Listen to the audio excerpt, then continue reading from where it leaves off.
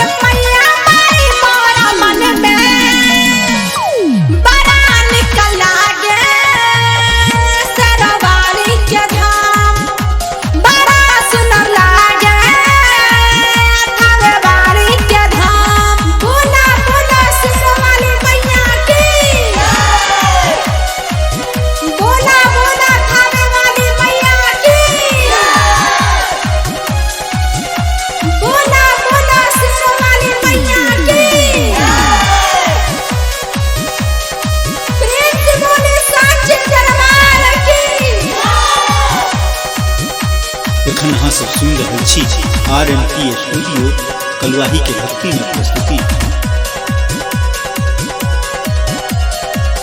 RMT अपन लोक अपन गीत। जोड़े चुनारी जोड़े नारियल चढ़ाए हाथ